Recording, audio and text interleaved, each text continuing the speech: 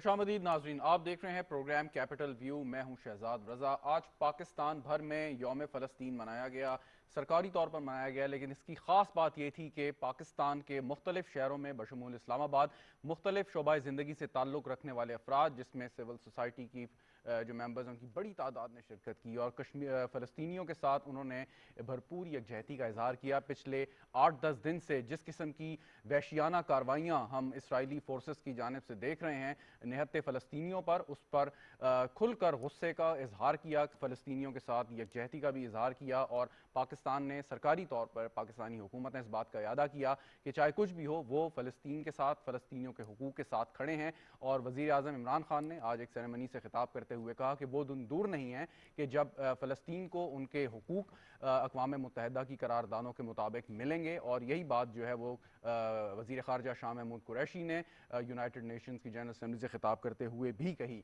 आज इसी पर हम प्रोग्राम करेंगे, हमारा यही टॉपिक है। मुझे स्टूडियो में ज्वाइन कर रहे हैं फ़ारूक पताफ़ी। फ़ारूक, आपका बहुत बहुत शुक्रिया। बहुत बहुत शुक्रिया। और आज हमारे साथ हमने खसूसी तौर पर जो दावत दी है बात करने के लिए, हमारे साथ टेलीफोन लाइन पर मौजूद हैं फ़लस्तीन के सफ़ीर जो पाकिस्तान में मुतय्यन हैं, अहमद जवाद रबई साहब। बहुत बहुत शुक्रिया। Thank you very much mister ambassador for sparing time for us for the PTV news. I hope your family, your friends in Palestinian territory, they are all safe and well. Assalamu alaikum wa rahmatullah wa barakatuh. Thank you for joining me. And now it's good because it's now stop killing in Gaza and Palestine. All right, Mr. Ambassador, now it's confirmed that both sides agreed for a ceasefire. Should we be optimistic about the outcome of this ceasefire? Is it going to hold and the violence will stop? Because there were conflicting reports about fresh violence, especially around Aqsa. Yes.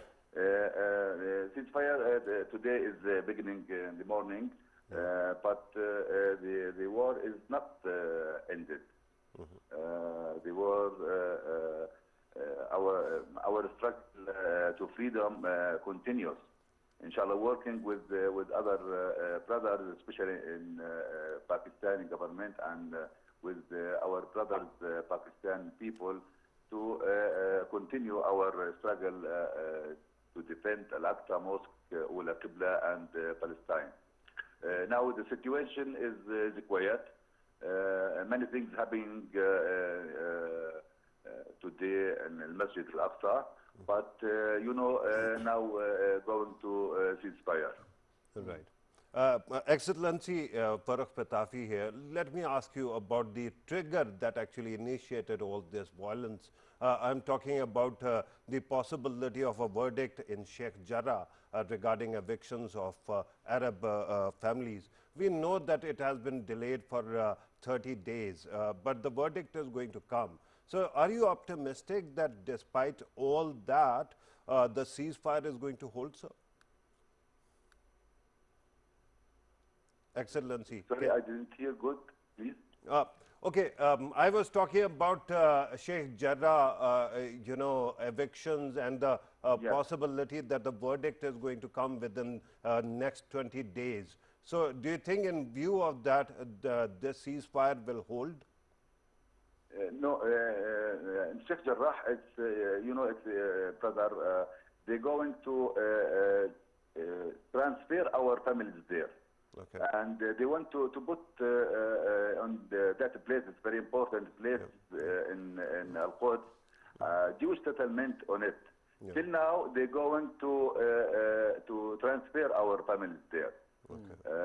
I think maybe now it's quiet, but they're going to change him and to change our families there to put on this place Jewish settlement. Right. And then before Ramadan, or in the beginning of Ramadan, they're doing many things to shoot and to transfer our families there, and then going to stop prayers in Masjid Al-Aqsa. Yeah. Right, right. Mr. Ambassador, there are people who are not that optimistic. They say that this issue of or conflict between Israel and Palestine, it's not going to be resolved within our lifetime. But during the current escalation of crisis, we have seen overwhelming support for the people of Palestine throughout the world, especially in Pakistan. You must have seen the rallies, the politicians, the general public, the public officials. They were all on the roads and supporting in favor of their Palestinian brothers and sisters. So how do you see this overwhelming support throughout the world by the Muslims and even the people from other religion as well? Yes, brother. Before I joined you, I was listening to His Excellency Prime Minister speech for a few minutes. His speech is very, very powerful and very strong speech. And what's happening today in all the cities in Pakistan, it's amazing thing. It's very wonderful. This and on behalf of the Palestinians and women, children, let me express our sincere thanks to the people of Pakistan, to Prime Minister.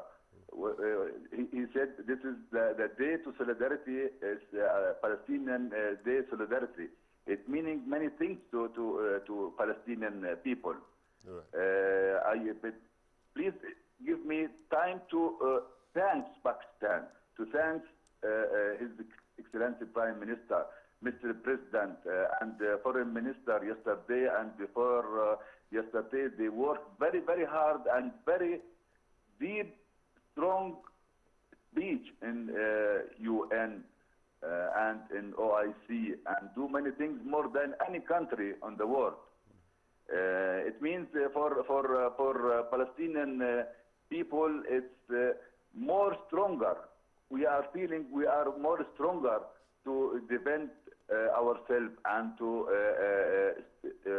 continue struggle. All right. We didn't find the words how we can thank Pakistan. Pakistan by heart, all of Pakistani people, all the parts, we thank him, the leaders of the parts and the leaders of the opposition and the whole parliament from the morning. Chairman of Senate and all the Senate came to the embassy and then continue with the speaker to the roads. Right. In Palestine, believe me, it make us more stronger. We are feeling we are not alone. All right. Excellency, since we are talking about ceasefire and whatever went on before that, let me ask you about the relief efforts for our brothers and sisters in Gaza. What can Pakistan do, and are you optimistic that the UN will be able to provide humanitarian assistance to people who have been affected? Yes, brother, the Israeli attack on Gaza was brutal and aggressive and immoral. They didn't have any forgiving for the young children or women. This wave of aggression resulted in killing over 250 Palestinians, including 63 children, and about 7,000 injured, and about 13,000 houses destroyed. More than 13,000, and many of the schools and the roads. Sure. They make many things to destroy Gaza. But our people there, if you saw it in the television after the ceasefire, they're going, and we are more stronger. It's normal for us. We are thanks the peoples and the countries. They support us, and they begin now to rebuild our buildings there. The first country begin to support Palestine is Pakistan. Many of the right.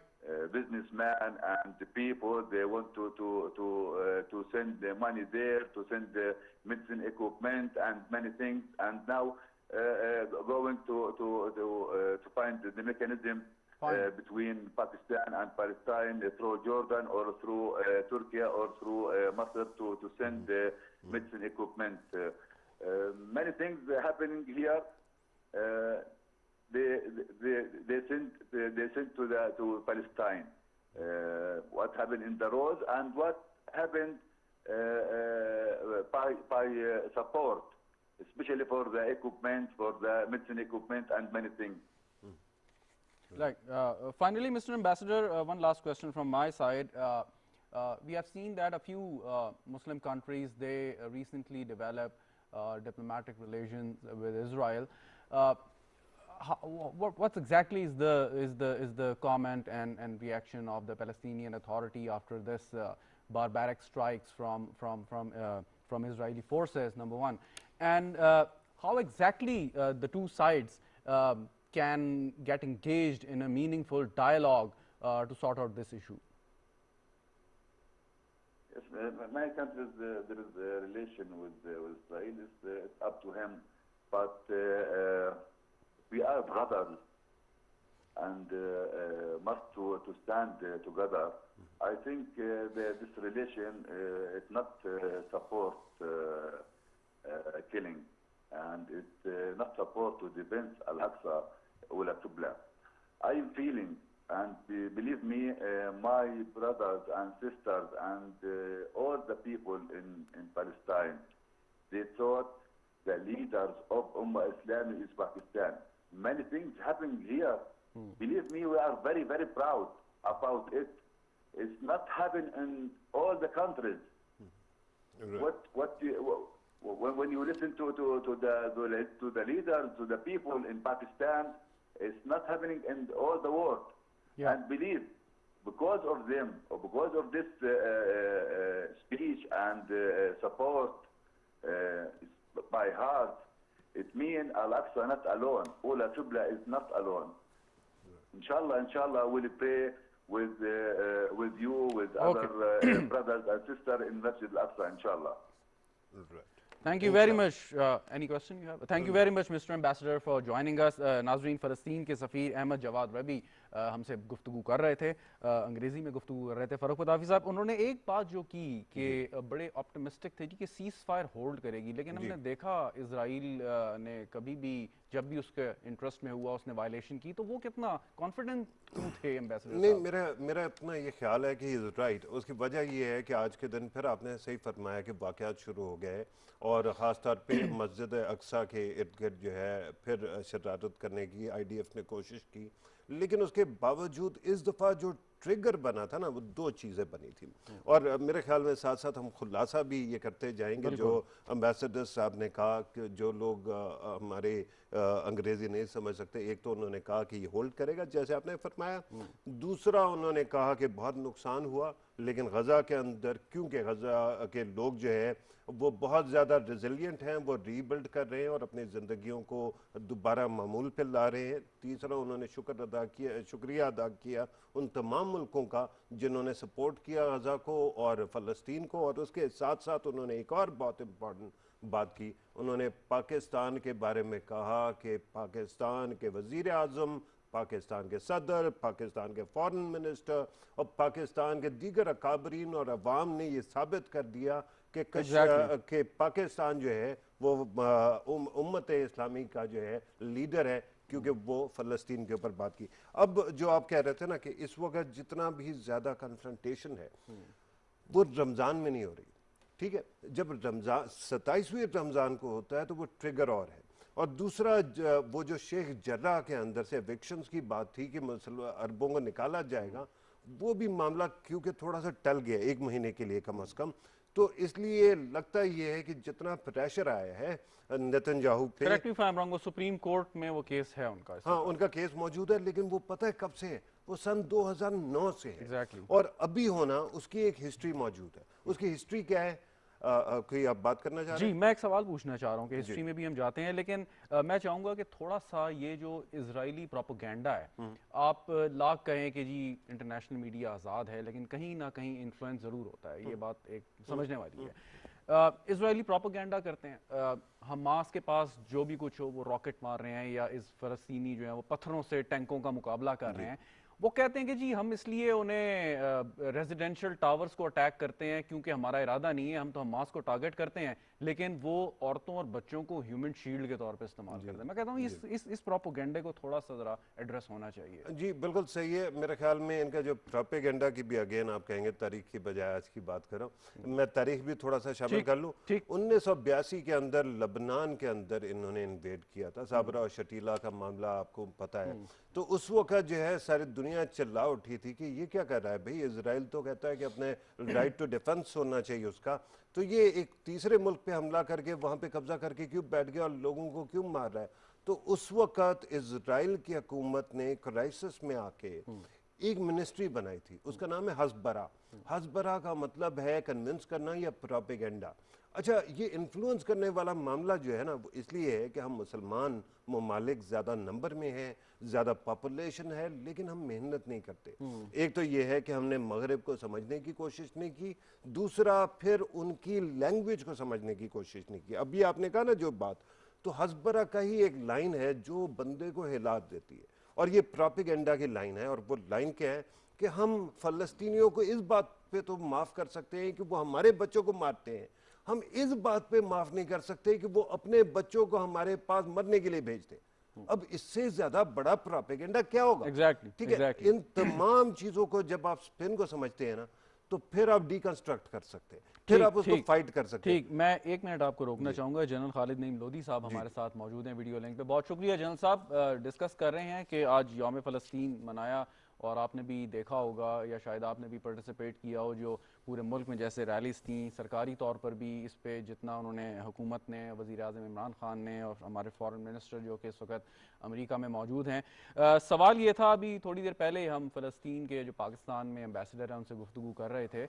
और सवाल ये किया गया पहला कि ये जो seize fire है क्या ये इफेक्टिव होगी, क्योंकि हम देखते हैं हर 2-4 साल बाद इस किस्म की एक एस्केलेशन होती है और फिर वही मामला शुरू हो जाते हैं, रिएक्शन आता है, फिर कुछ अर्से बाद दोबारा से मामला हम समझते हैं कि सब कुछ नॉर्मल हो गया। तो इस पर मैं थोड़ा सा चाहूँगा कि ये रिसेंट इवेंट्स के बाद जो सीज़ फायर है, ये सिर्फ नेगेटिव पीस के तौर पर इसको लें या इसके ऊपर कुछ बिल्ड भी किया जा सकता है?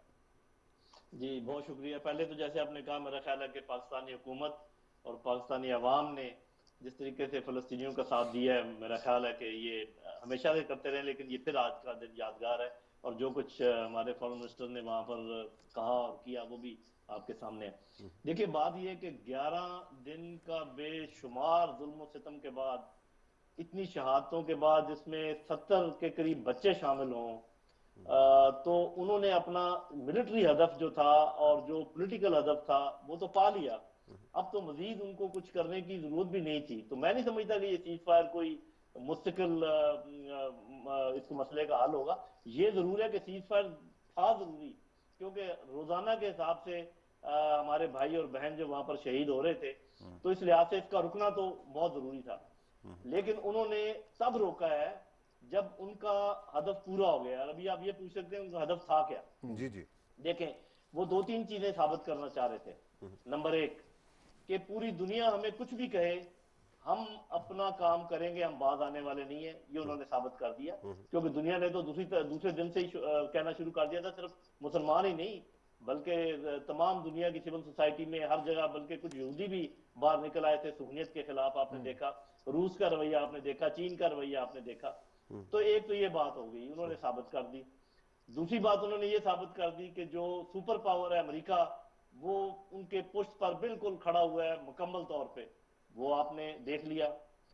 तीसरी बात उन्होंने ये साबित कर दी कि अगर हमारे ऊपर एक गुलेल का पत्थर भी फेंका जाएगा तो हम उसका जवाब इतना सख्त और इतना गहरा देंगे कि दोबारा आपको इसकी हिम्मत ना पड़े। यानी कि एक डिटरेंस कायम करने का उनका मकसद था।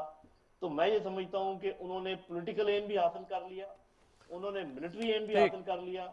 अलबत्ता ये जो सीज फायर है, साफ ज़ाहिर है ये मसले का हल नहीं है। ये मामला कुछ देर के बाद फिर इसलिए उठेगा कि फलस्तीनियों की जो जद्दोजहद है उसको दबाया नहीं जा सकता। ठीक, राइट। जनरल साहब, एक बात मैं पूछना चाह रहा था। आपने तो खासतौर पे इसराइल मुल्क के जो अहदाफ थे उसके बारे में बात की। एक थोड़ा सा मामला जो ख़ास तौर पे बनता है वो ये है कि बेंजामिन नेतन्याहू खुद भी एक फंसा हुआ आदमी है, एक साइड पे उसके ऊपर करप्शन के चार्जेस है, 2 साल से हुकूमत वो केयर टेकर के तौर पे बना रहा है और चला रहा है। और जिस दिन हमास के साथ लड़ाई शुरू हुई उसी दिन ऑपोजिशन का इत्तेहाद भी बनने जा रहा था, जिसमें शायद पॉसिबिलिटी थी कि अरब्स भी शामिल हो जाते।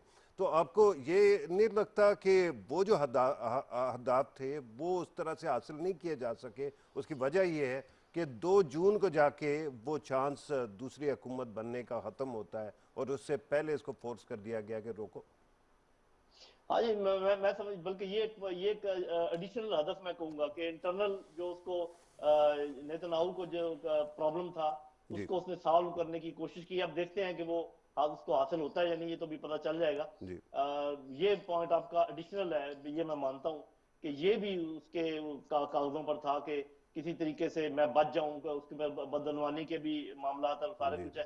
अब वो बचता है या नहीं वो तो हम देखेंगे, लेकिन जो मैंने बैरूनी अहदाफ की बात की है वो उन्होंने मुकम्मल तौर पे पा लिए हैं। अच्छा जनरल साहब, आपने पाकिस्तान के किरदार की बात की, यकीनन जितना हो सकता था हमने किया सरकारी सतह पे भी, और आवाम का एक ओवरवेलमिंग एक रिस्पांस था जो हमारी एक अकीदत है उस टेरिटरी के साथ भी और फ़लस्तीनी बहन भाइयों के साथ। बाकी भी हमने देखा कि मुस्लिम वर्ल्ड के कुछ रहनुमा जो बड़े उभर के सामने आए सारे कॉन्फ्लिक्ट में, और उन्होंने बड़ा एक ज़बरदस्त उन्होंने अपना एक रद्द अमल ज़ाहिर किया। एक हद तक ही आप जा सकते हैं, यकीनन इसराइल पे चढ़ाई नहीं की जा सकती और किसी तरीके से पुरअमन तरीके से इस मसले का हल होना चाहिए। तो जब ये सारी आवाज़ें आपके ख्याल में इकट्ठी हों तो ही मसले का हल हो सकता है, क्योंकि एफर्ट्स तो हुई हैं, OIC ने अपने तौर पे कोशिश की है, लेकिन वजह क्या है कि हम कभी भी अपनी बात उस तरीके से बावर नहीं करवा पाए, दूसरी साइड के साथ मिलकर कोई मंतकी इसके हल की तरफ नहीं बढ़ पाए? जी देखिए, एक बुनियादी वजह तो ये है कि हम टुकड़ों में बटे हुए हैं, चाहे वो सेक्टेरियन बुनियाद पर हो या इस ब्लॉक के बुनियाद पर हो कि कुछ लोग अमेरिका के साथ हैं, कुछ लोग अमेरिका के खिलाफ हैं। तो हम तो एज सच एक बॉडी है नहीं। हमारे जो इंटरेस्ट हैं वो एक दूसरे के साथ मुंतबिक नहीं है। ये आप ठीक कह रहे हैं कि अगर जैसे अभी आप देखें, तुर्की, पाकिस्तान, मलेशिया, ईरान, ये 4 मुल्क हैं जिनको आप कह सकते हैं जिन्होंने सबसे ज्यादा, इजिप्ट ने काम किया है जो दोनों के दरमियान वो ये सफारतकारी के बाद ये हुआ है। जी लेकिन आपने देखा होगा कि उससे पहले अरब ममालिक जो है इसराइल को तस्लीम करने की तरफ भी जा रहे थे, और पाकिस्तान ने अपना मौके पे डटा रहा कि नहीं, जब तक फलस्तीनियों को अलग मुल्क नहीं बनाते हम ये नहीं काम कर सकते। तो मैं ये समझता हूँ कि ये हमारी जो इंटरनल डिवीजन है, जो कि कुछ हमने खुद की है, कुछ बाकायदा इसको बाहर से किया गया है। जब तक उसमें हम मुब्तला है, OIC का कोई रोल नहीं हो सकता, कोई बड़ी बात नहीं। लेकिन मैं ये समझता हूँ कि जो कुछ नॉन अरब कंट्रीज हैं जिनके 4 का मैंने नाम लिया है, इनका इस दफा भी प्रेशर काफी था, और ये अगर मिलकर प्रेशर डालें तो प्रेशर ज्यादा डाला जा सकता है। लेकिन एक चीज हमें ध्यान में रखनी चाहिए, और मेरी इस बात पे जरूरी नहीं कि आप मुत्तफिक हों या और लोग मुत्तफिक हों, मैं ये समझता हूँ कि ये मुसलमानों का कॉज तो है ही, अरबों का कॉज ये बहुत ज्यादा है, और हमें अरबों से आगे निकलने की जरूरत नहीं है। हम जरूर उनका साथ दें, फलस्तीनियों के साथ खड़े हों, लेकिन अगर हम उनसे भी आगे निकलने की कोशिश करें तो मुझे इसकी इसलिए समझ नहीं आती कि हमें कम से कम उससे ज्यादा करने की जरूरत नहीं जो हमने कश्मीरियों के लिए किया है, जो कि हमारा अपना मसला है, हमारे घर का मसला है। तो जो कुछ हमने कश्मीरियों के हक में किया है, कश्मीरियों का साथ दिया है, उतना तो देना बनता है, उससे ज्यादा मेरा ख्याल नहीं बनता। अच्छा जनरल साहब, एक मामला जो आजकल हम देख रहे हैं खासतौर पे पिछले 10-15 साल से, कि हर जंग जो है वो प्रोपेगेंडा की जंग बनती जा रही है, और आमतौर पे ये समझा जाता था कि वेस्टर्न मीडिया में या वेस्टर्न हेमिस्फेयर में जो मीडिया है वो हमेशा इजरायली इन्फ्लुएंस से चल रहा है और उस जो अरबों की आवाज़ नहीं है। इस दफ़ा जो अल जज़ीरा ने सर रोल प्ले किया, ख़ासतौर पर गज़ा से पिक्चर्स को दिखाना, फिर उनकी बिल्डिंग को गिरा दिया गया, और उसके अंदर भी हमास का इल्ज़ाम लगाने के बावजूद इजराइल साबित नहीं कर पाया। डू यू थिंक कि ये हमारे लिए भी लेसन है कि अगर मीडिया जो है वो ऑन ग्राउंड मौजूद हो और रिपोर्ट कर रहा हो तो उसका इम्पैक्ट बहुत ज़्यादा होगा? सर मेरा ख्याल है कि बहुत बड़ा सबक है। देखिए, आज की जंग, जैसे आपने कहा कि उसमें मीडिया की जंग सरे फहरिस्त है, और मतलब और भी इसमें है, इसमें माशी जंग है, इसमें सियासी जंग है, लेकिन मीडिया की जंग सरे फहरिस्त है, वैन गार्ड में है। और वो टैंकों और तोपों की जंगें अब नहीं रही। तो पाकिस्तान को पूरे अपनी पॉलिसी को रिव्यू करने की जरूरत है कि हम किस चीज पे ज्यादा तवज्जो दें, आजकल की जंगों की नौयत क्या है, और आजकल जंगें लड़ने वाले लोग कौन है। तो मैं इस चीज की पूरी तायद करता हूं कि देखें, अल जजीरा ने ये बताया कि एक चैनल जो कि एक पोर्टल चैनल है मुसलमानों का, उसने क्या काम किया है। किसी हद तक टीआरटी ने भी किया है, टर्किश टीवी ने। सर मेरा अपना ख्याल ये है कि ऐसे कम से कम 10-15 चैनल अगर मुस्लिम उम्मा, सो कॉल्ड उम्मा, अब अलग अलग भी बना ले, एक ना भी बनाए। वैसे तो आपको याद होगा कि अर्दगान साहब और मलेशिया ने और पाकिस्तान ने एक चैनल की बात की थी, तो फिर जी कितना उस पर आप उसी से अंदाजा लगा लें कि उस चैनल की पोटेंसी का आप अंदाजा लगा लें कि अभी बात ही हुई थी और कितनी उसकी मुखालफत हुई। अगर वो हकीकत में आ जाए जमीन के ऊपर तो कितना इफेक्टिव होगा। तो मेरा ख्याल पाकिस्तान को भी एक ऐसा इंटरनेशनल चैनल बनाने की जरूरत है, और हमारे जो इस्लामी मुल्क है अलग अलग बनाए या मिलकर बनाए, चीन के साथ मिलकर बनाए, रूस के साथ मिलकर बनाए। लेकिन ये मेन जंग है, ये सबसे आगे इन लोगों का होना होता है। और आप बिल्कुल ठीक कर रहे हैं, मैं ठीक कह रहे हैं, पूरी तायद करता हूं। और मैं कहता हूं ठीक। दफाई बजट में से एक बहुत बड़ा हिस्सा जो है हमें मीडिया वॉर की तरफ डाइवर्ट करना चाहिए। बिल्कुल सही वेरी ट्रू। बिल्कुल। बहुत बहुत शुक्रिया। जनरल खालिद नईम लोधी साहब हमारे साथ मौजूद थे, अपनी राय का इजहार कर रहे थे फ़लस्तीन और इसराइल के मसले पे। पताफी साहब, जो जनरल साहब ने बात की है मीडिया वॉर, हाँ जी प्रोपोगंडा, इससे पहले आप भी इस पे गुफ्तगू कर रहे थे। सो ये जो एक टूल है और ये जो एक इनका असर व रसूख है, इसमें हकीकत कितनी है? क्या वाकई पैसा खर्च करते हैं बहुत ज़्यादा, और या मीडिया बड़े बड़े हाउसेस को ओन करते हैं? ये इजराइल की बात ज्यूज़ कर रहे हैं। ज्यूज़ की बात कर रहा हूँ मैं। और क्या ये सही बात है कि जो ज्यूज़ हैं वो फंडामेंटली बिल्कुल जब नेशनलिज्म की बात आए तो चाहे राइट रॉन्ग इसराइल की हुकूमत का साथ देते हैं? अच्छा नहीं, मेरे ख्याल में इसके अंदर थोड़ी सी जो है ना वो है सतह हैं बात की। एक तो ये है कि बहुत सारे यहूदी जो वो है डायस्पोरा है, वो इज़राइल के ख़िलाफ़ बात करते हैं। ठीक है, बहुत सारे क्रिटिक्स मौजूद हैं, बड़ी बड़ी मूवमेंट जो चल रही हैं, उनमें से एक जो है वो इज़राइलीज़ को बहुत बुरी लगती है, और जिसके अंदर कहा जाता है कि उसको डाइवर्स्ट करें आप वहाँ से, और आप जो है ना सैंक्शन करें इज़राइल को, तो वो भी यहूदी पॉपुलेशन चला रही है। अच्छा, मामला ये है कि जब सेकेंड वर्ल्ड वॉर हुई और उसके बाद से 1980s तक जो मीडिया की वो है ग्रोथ है, उसके अंदर मुसलमानों ने सिर्फ और सिर्फ इन्वेस्टर का काम तो किया होगा, कभी भी एडिटोरियल स्टाफ का काम नहीं किया। जब आप वहाँ पे मौजूद ही नहीं होंगे तो आपकी आवाज़ बनेगी नहीं। और मेरे ख्याल में अमेरिका के साथ जिस तरह से इजराइल ने अपनी पींगें बढ़ाई, और फिर जितना ज़्यादा वो ये एहसास दिलाते हैं कि हमने आपके लिए बहुत कुछ किया है, तो उसकी वजह से ये सब कुछ होता है। लेकिन अब पता है क्या हो रहा है? एक साइड पे तो मैं आपको ये कहूँ, जनरल साहब ने टीआरटी की बात की, वो अपनी जगह होगा, लेकिन जितना ब्रिलियंस अल जजीरा ने किया, कतर ने उस वक्त जब सऊदी अरब के साथ एक एग्रीमेंट हुआ था बीबीसी का, और वो अबैंडन हो गया, तो उसके बाद कतर ने उसको अडॉप्ट कर लिया। और कतर को जितना समझ आता है ना, अरब वर्ल्ड भी और दुनिया भी, उतना किसी को नहीं आता। मेरे ख्याल में उससे इम्प्रेस भी होना चाहिए, फॉलो भी करना चाहिए। ठीक। जहाँ तक बात है आजकल क्यों प्रोपेगेंडा नाकाम हो रहा है इसका, इजराइल का, उसकी वजह यह है कि एक नई बला आ गई है जिसको कहते हैं social media. Social media is so effective और इतना ज़्यादा वो है डिसेंट्रलाइज्ड है कि you can always create noise और लोगों तक पहुंचा सकते हैं कि कितना जुल्म हुआ है, उसका बड़ा इम्पैक्ट होता है। और वो फ़लस्तीनी खातून की वीडियो आपने देखी होगी जो वायरल हुई, और उस एक वीडियो बच्ची ने, बच्ची ने, और उस एक वीडियो ने जितना इम्पैक्ट क्रिएट किया, मेरे ख्याल में कई बड़े बड़े चैनल। और फिर एक और वीडियो था जी जिसके अंदर बच्चा रो रहा है और कह रहा है कि मुझे डर लग रहा है। और वो जो वीडियो था उसको देख के यकीन माने आप और मैं, मेरे जैसे लोग, हम सो नहीं सक रहे थे। ठीक है, लेकिन मैं फिर आऊंगा इस बात पे कि एक ब्रेक के बाद आ जाएं। हाँ जी, एक वक्फा लेते हैं नाज़रीन, गुफ्तगू जारी रहेगी, साथ रहिएगा।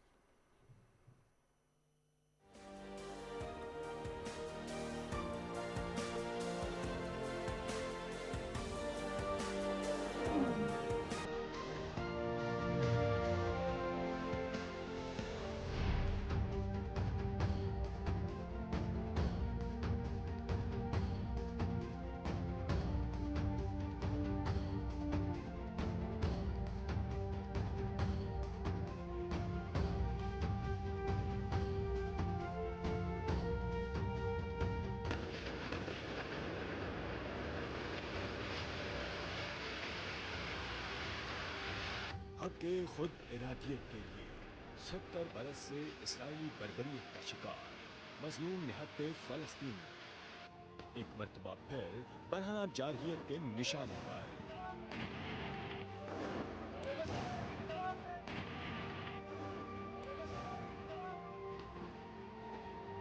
ताकत के इस शर्मनाक मुजाहरे में एक मर्तबा फिर फलस्तीनी बच्चों, खवातीन और नौजवानों का कत्ले-आम जारी।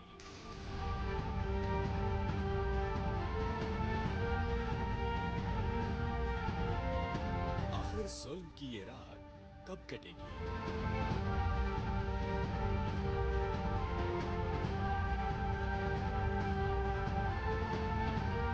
जालिम के सामने कलमा हक कहने पर पूरी पाकिस्तानी कौम मज़लूम फलस्तीनी अवाम के साथ यकजहती में यकजुबान।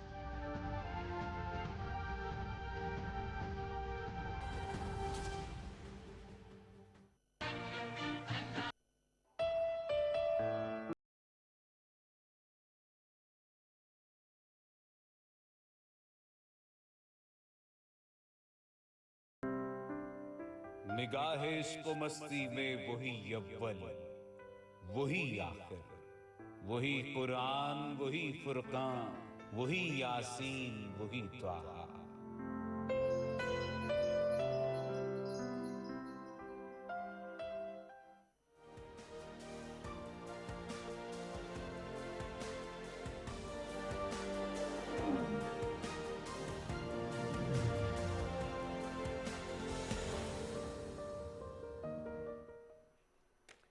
प्रोग्राम में एक बार फिर खुशामदीद नाजरीन। बात कर रहे हैं फ़लस्तीन और इसराइल के मसले की, और आज पाकिस्तान भर में यौम फ़लस्तीन मनाया गया। इससे पहले हम फ़लस्तीनी एम्बेसडर और जनरल खालिद नईम लोधी साहब से बात कर रहे थे। फ़ारूक पताफ़ी मेरे साथ हैं।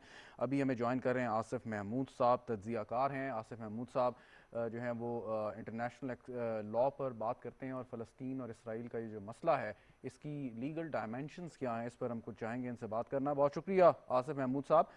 ये जो गुफ्तगू होती है दो रियासतों के हल की, दो रियासतें बना दी जाएं और उसके बाद अक़वाम मुत्तहिदा की करारदाद के मुताबिक किया जाए, और जो मशरिकी यरूशलम है वो उस पर फ़लस्तीनियों का ही हक है, उस पर गासबाना कब्ज़ा है इसराइल का, उसके बारे में भी बात हो। लेकिन एक बात, तमाम तर कवानीन करारदादों के, वो हमने बड़ी आम सी मिसाल है ना, जिसकी लाठी उसकी भैंस।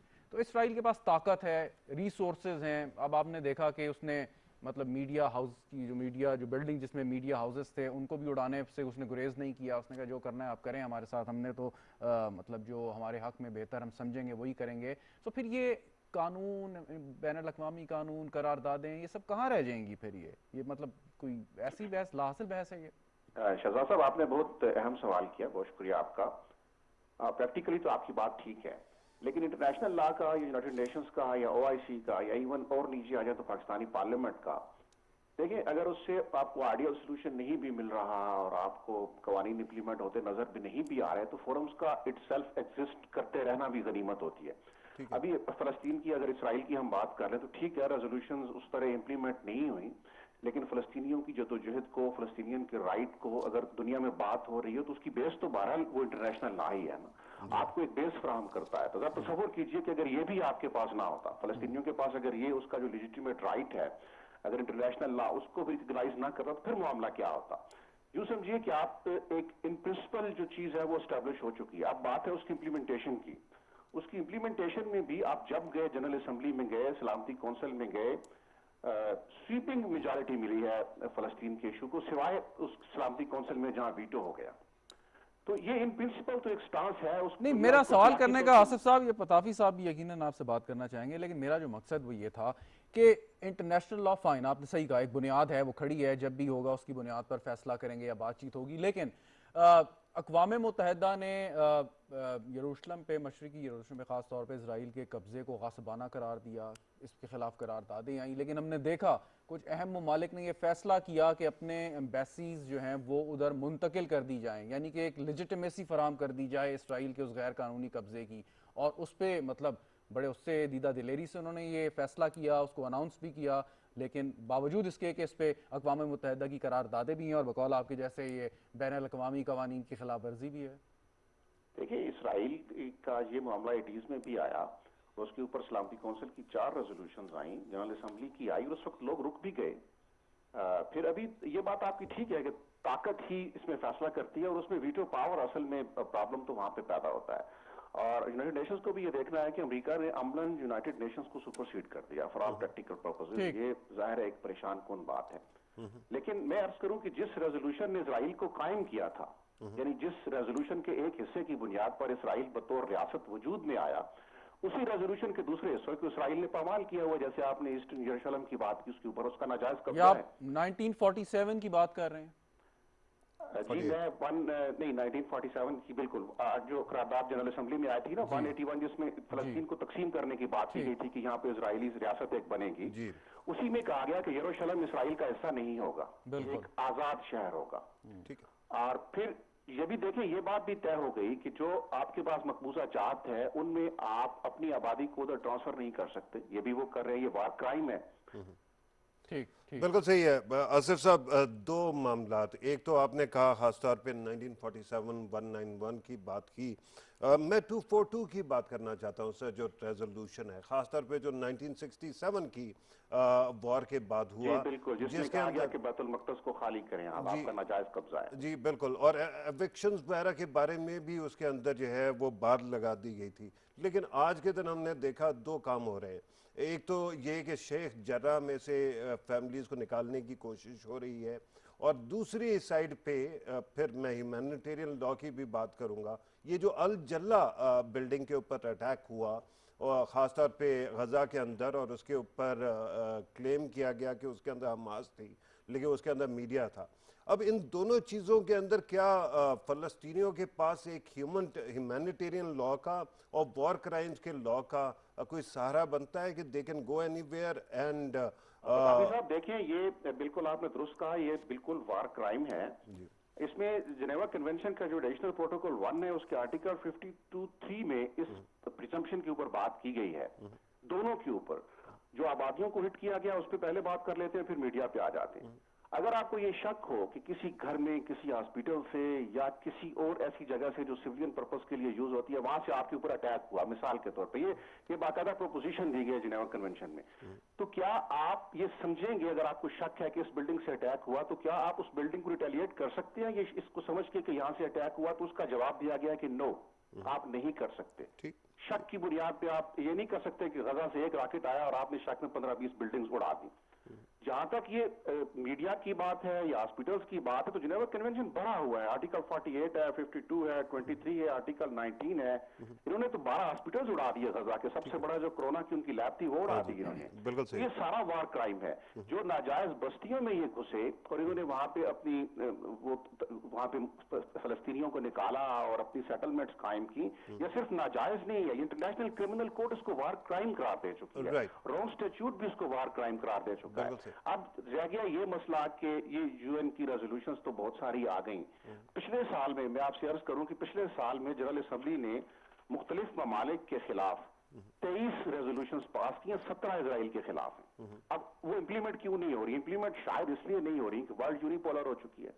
ठीक है, बिल्कुल सही आसिफ साहब। लेकिन ख़ास तौर पे जब अक़वाम मुत्तहिदा की जनरल असेंबली की बात आती है, तो उसका फंक्शन ज़्यादातर एग्जेक्टिव का नहीं बनता है, उसका पार्लियामेंट के तौर पे बनता है। यूएनएससी असल काम करती है। लेकिन मैं आपसे ये पूछना चाह रहा था कि ये जो जनेवा कन्वेंशन की और रोम स्टैट्यूट की जो है वायलेशंस हुई हैं, तो ये कौन से प्लेटफॉर्म पे ले जाया जा सकता है? ये आईसीजे में जाएगा, आईसीसी में जाएगा, कहाँ पे जाएगा जहाँ पे ये मामला हो सकता है? देखिए, एक तो यहाँ से क्रिमिनल कोर्ट का ये चीज आई, वहाँ पे तो खैर तय हो गया।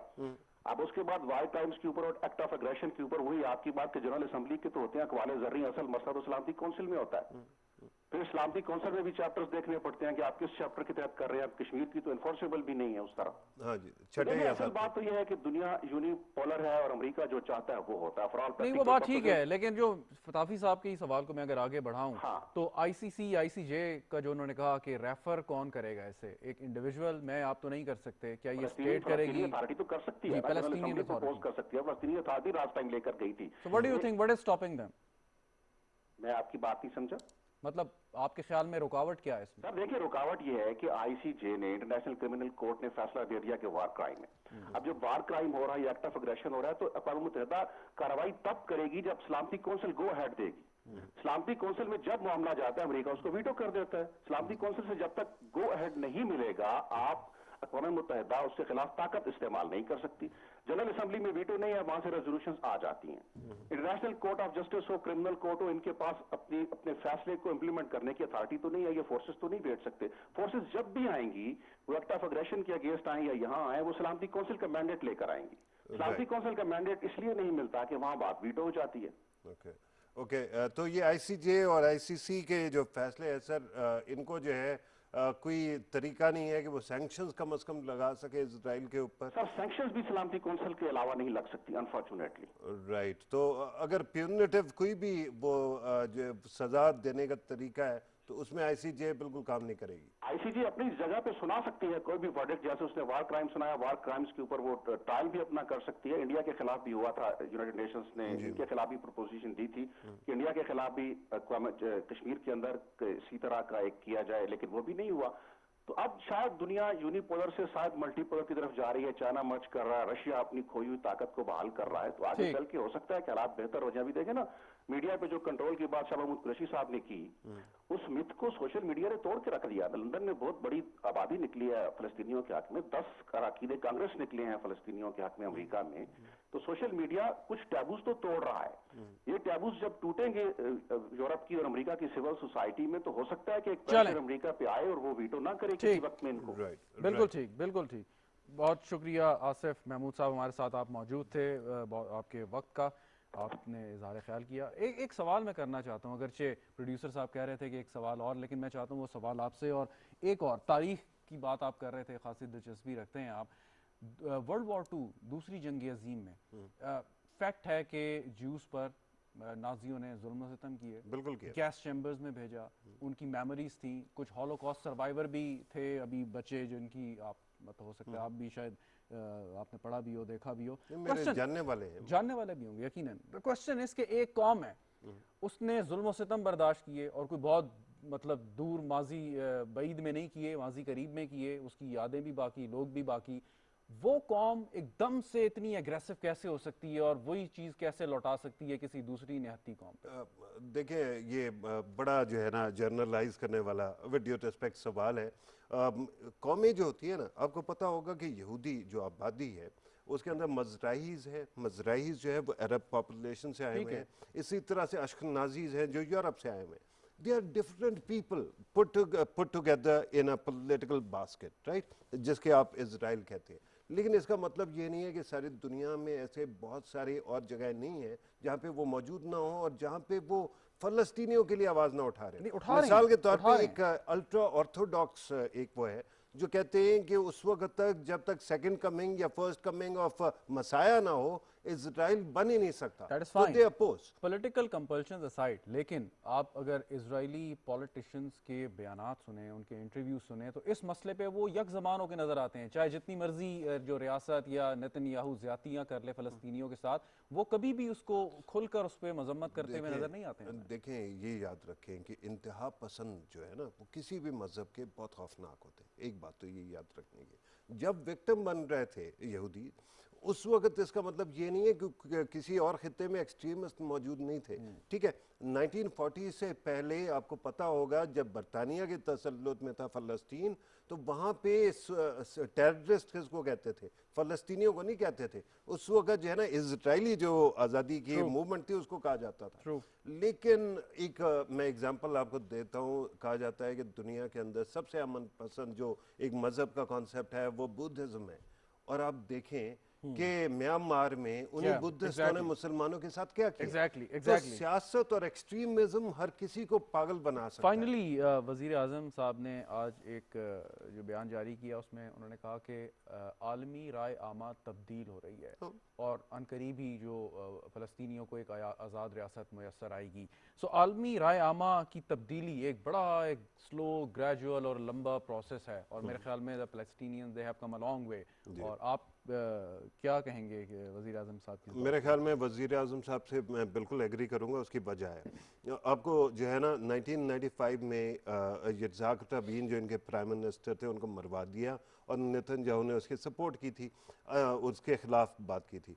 अच्छा, 99 से अभी तक जो है ये सॉरी पिछले 12 साल से 2009 से अभी तक नेतन्याहू मौजूद है और जो 2 स्टेट सेटलमेंट थी ना उसको इसने अंडरमाइन किया और कहता था कि एक 1 स्टेट सोल्यूशन होगा।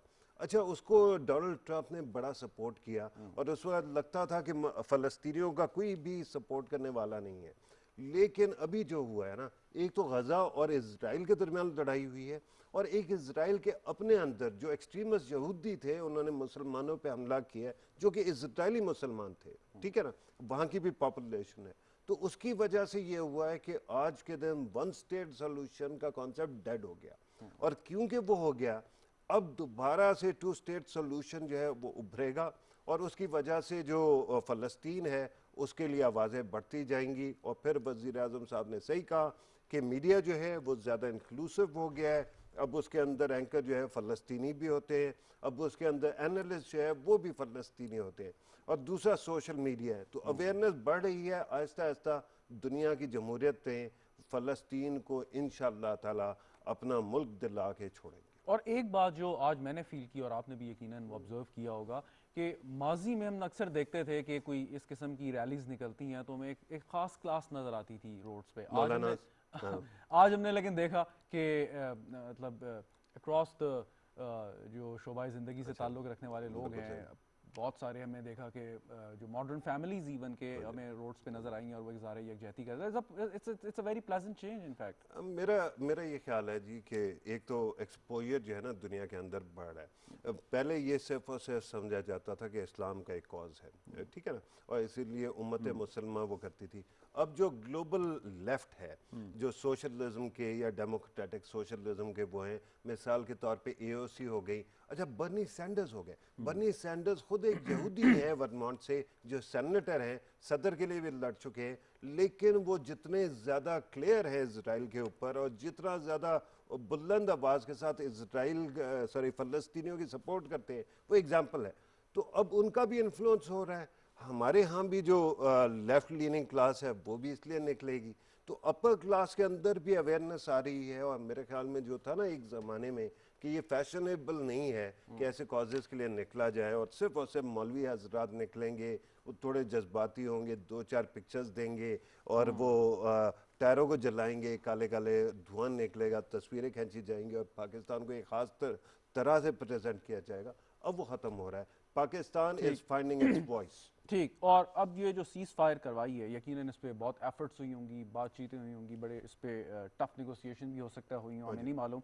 लेकिन कम से कम एक चीज़ है कि जो ये सिफारतकारी के ज़रिए मसाइल का हल है ये कोई नामुमकिन चीज़ नहीं है। हम अक्सर समझते हैं कि सिफारतकारी बस ऐसे ही नाम की चीज़ है, तो इस चीज़ पर भी हमें मुत्तफिक होना चाहिए कि सिफारतकारी की अच्छी सिफारतकारी के ज़रिए मेरे ख्याल में सबसे बड़ा रोल ये बनता है। आपने कहा ना कि हमें नहीं पता कि क्या बातें हुई हैं। आज NBC के अंदर एक रिपोर्ट चली है जिसमें बताया गया कि बाइडन व्हाइट हाउस ने क्या रोल प्ले किया है और उन्होंने बड़ी सख्ती की है इजराइल के साथ, और इतना कि वो बिल आखिर मीडिया में भी आ गया और पब्लिकली उन्होंने कह दिया कि जब नेतन्याहू कह रहा था मैंने जंग ख़त्म नहीं करनी, उस वक्त सदर बाइडन ने कहा कि जो जंग है वो अभी जो है ना आज के दिन ख़त्म हो जानी चाहिए, ठीक है। दूसरा, आपने पहले बात की थी अब्राहम अकॉर्ड्स की, जो अरबों का ताल्लुक बन गया इसराइल से।